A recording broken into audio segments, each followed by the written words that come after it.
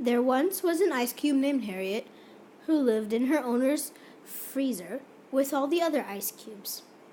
She was happy. Her molecules never moved, they only vibrated because they were too tightly packed. She loved being a solid. But then one morning, a kid comes and takes her out of the freezer and places her in hot chocolate. What's happening to me? My particles, they're spreading out. She tried to pull them back together, but they slipped through her icy fingers. The energy and heat in this hot chocolate is causing me to melt. The girl, oblivious to Harriet's cries, took her hot chocolate outside. It was really hot out. She put her cup of hot chocolate and Harriet on the table. Then the girl saw one of her friends. She ran off, forgetting all about poor Harriet. As Harriet lay there, now a full-fledged liquid, through the morning, then the afternoon, she felt something, a weird sensation. No, not again! As if being a liquid weren't bad enough, she felt her particles gaining energy. Soon she would evaporate. Her particles started randomly crashing into each other.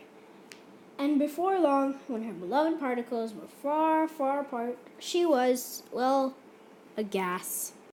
As a gas, she felt free. She could take up so much space, but she had no control over herself. She still preferred being a solid. She felt herself expanding and expanding and expanding. She was getting really large. Because a gas has no definite volume, it's as big as its container. So she was really big. As the hot afternoon became a cool evening, she felt her particles losing heat and energy. Her molecules lazily drifted closer. She was starting to condense. One step closer to being a solid, she thought. Why do I feel really heavy, she wondered. A drop of water escaped her.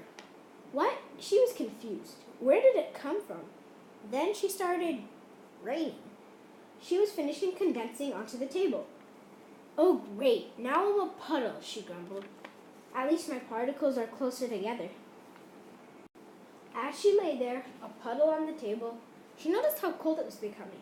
The temperature was rapidly decreasing as the night wore on. Then she felt it again.